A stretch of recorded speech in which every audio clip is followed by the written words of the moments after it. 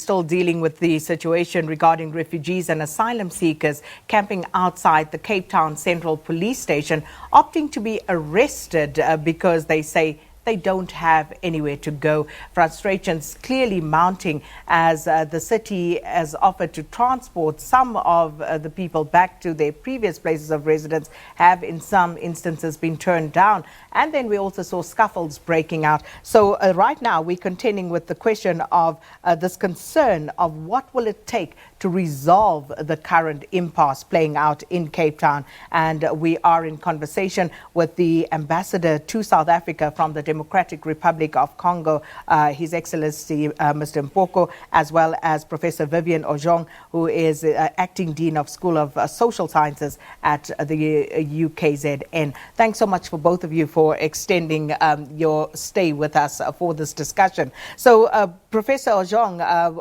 you were still speaking and you were saying that you believe that not enough is being done by other African states to ensure that people feel safe to return home should they want to exercise that choice. If you could just summarize that point for us again, please.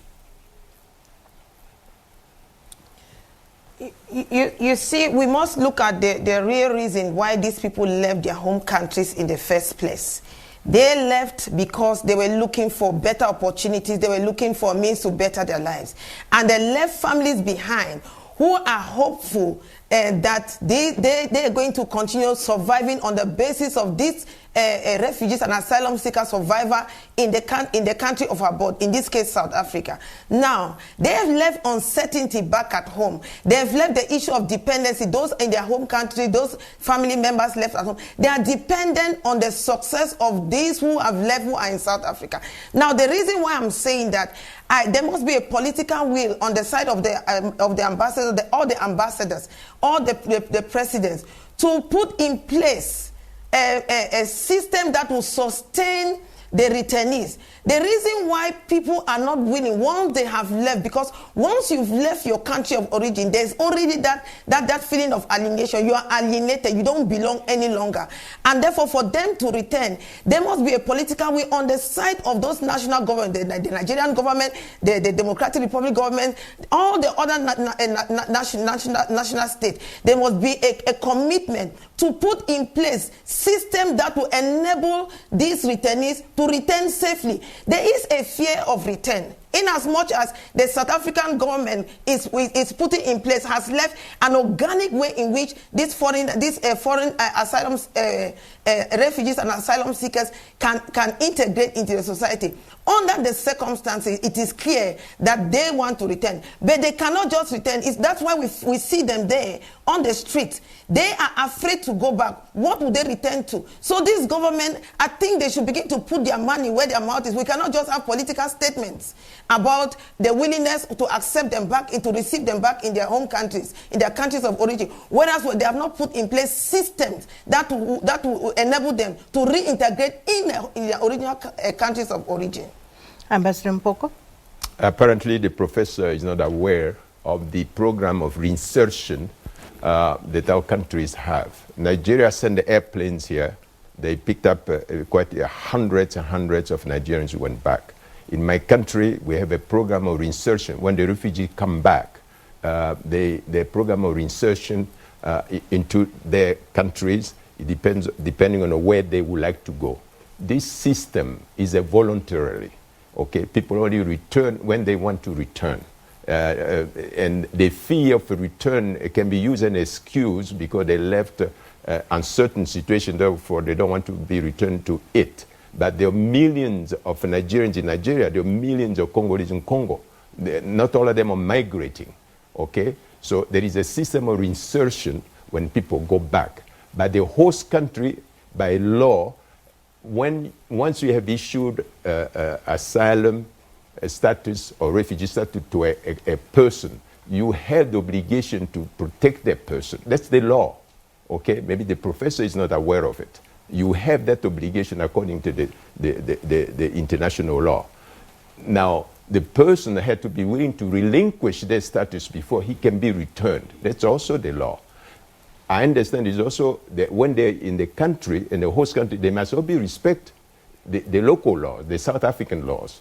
So there is a dead problem of the international law maybe comes in conflict with the local law. It takes a dialogue, it takes conviction, it takes patience, and that's what we're doing to come to the final solution. So let's move to a solution looking to resolve this impasse. Firstly, do you believe, Ambassador, that the South African government has dealt with this situation satisfactorily? To some extent.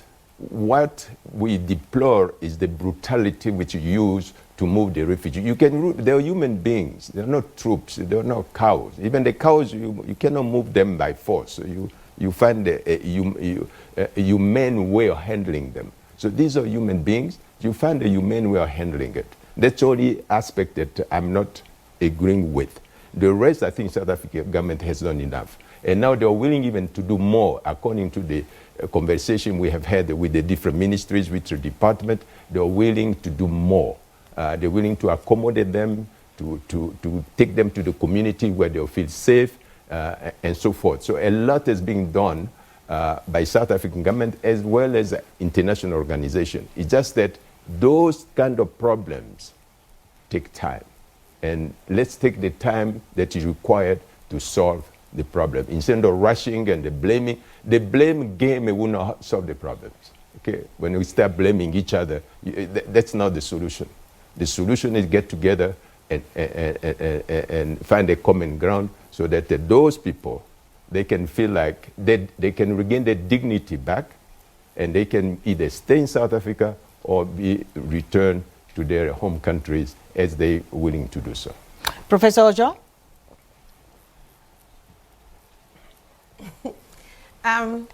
Has South Africa done enough? I think that at the moment, South Africa has done what is required within the law, within the constitution, and even within the confines of international human rights law, and even in the case of dignity. I think I will continue to reiterate that at this point it is clear to us that the group of people we see on the street there, camping out there, are people who have refused to be reintegrated. And they are the same group, there are people who have refused to go back to their countries of origin. And I think what needs to be done, I still call on the African states to come together and put resources in place as a collective. Let's have a collective response to this and not allow South Africa alone. This is not a South African problem, I will insist. It is an African problem. And therefore, they have to come together and look for ways and negotiate amongst themselves and see where to redeploy this group of people, the ones whom we see on the street. Because to be honest with you, it does not paint a good image about Africa. I'm sure that the West is laughing at us if we cannot resolve little issues amongst ourselves. I'm grateful for the response that the ambassador has given, all the different efforts. I'm happy that he even spoke with his people before coming to the studio.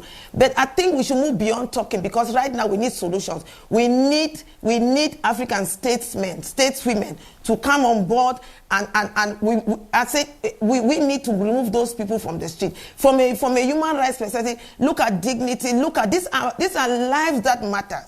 They matter. Look at the lives of the children. Look at the women. We are destroying the family structures of the family structure. Therefore, we are destroying the future of tomorrow of these children. What example are we as African states really playing? How can we go to speak in global forums like the UN when we cannot solve African problems? I'm just calling on my colleague there, the ambassador, and all the ambassadors in South Africa. I will expect to see it. I know that when negotiations are going behind the scenes, but I think when a problem like this is out there and the world is watching us, we should be proactive and come on board and meet those people. We want to see images of all the ambassadors, speaking with them and taking them, providing solutions. The ambassador, sorry to take your time. The ambassador spoke about the millions who have returned to Nigeria. Have you followed up to check where they are? What have happened to them? What systems have been put in place? Are you sure those people who left are not back on our streets? Because I think it's not that people don't want, it's not that these refugees and asylum seekers don't want to return. They left because they did not feel safe. They left because they could not get jobs. And therefore, based on the nature of survival, people always move to places where they see a potential, they see a possibility of making a livelihood. And these have not been put in place in all the African countries. So we are saying that they should go back home. They should go back to what? I think the ambassador should bring those same people who are on the street there and let us stay in this same forum and let us hear from these people whether they are really willing to go back and whether they feel that if they return to their home countries, their governments will be able to provide employment for them, will be able to provide accommodation, housing, and so forth. Thank you, Professor Ojong. Are you willing to do that, ambassadors? Because, as you say, people have been stripped of their dignity living out in the streets. So what are you going to do when you leave this studio to make sure that they actually reclaim some of that dignity? To reclaim their dignity, first of all, they need to be treated with dignity because they have lost everything. They're on the street. So treating them the way they've been treated, they cannot feel dignified because they have lost everything. Their dignity is gone. Therefore, they need to be handled with compassion, with the essence of humanity to start with. If they are treated that way, they'll be willing to dialogue, to listen to you. But if you brutalize them, you treat them like that, they're not going to listen to you. They have no reason to listen to you. But have they been brutalized? I mean, look at the time for this, and we're speaking to a specific situation. People have lived on the street. They camped out outside the UNHCR offices. They were moved to the Central Methodist Church in Cape Town. They were then evicted from there because of a High Court order that was issued. Have they not been treated fairly? And at this point, how far do you still expect the South African government and, for example, the government in the city of Cape Town to go? As I said, there are a lot of programs that we have initiated, which were not... When we do those things, we don't need to certify some people in the West because they are laughing at us. We're not doing it to certify the media.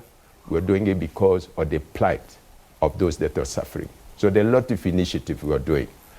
We are creating situations, for instance, we are creating a situation where we're trying, when they are being reinserted into a community, how that's the community going to accept them? We're creating opportunity for their kids to play soccer, to play this, to play together, and so forth. We are coming to programs of acceptance. Are they going to be accepted when they'll be reinserted back to the community? For those who don't want to be returned, because you cannot force them to return to the country if they don't want to. That's international law. Okay? All right. Therefore, we're doing things that you in the media, you're not aware of, but also to preserve their dignity. We cannot publicize everything that we're doing with them. But all I'm saying is that it takes patience, it takes commitment, and we think we're making inroads. Because the number of people who were camping out are gone. Like in Pretoria, they're gone. You think they just disappeared? They didn't disappear. We found solutions for them. And now we're concentrating on those in Cape Town.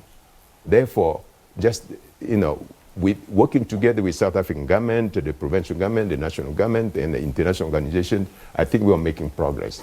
All right. Everybody is impatient, I understand, but the situation being what it is, it's going to take a little longer than some of us would like to see. Ambassador Mpoko, DRC's ambassador to South Africa, and Professor Vivian Ojong, who is the acting dean of the School of Social Sciences at UKZN. Thank you so much for your views on the refugee crisis and trying to give us some way forward as to what it will take to resolve the ongoing stalemate before things get any worse. Let's take a break.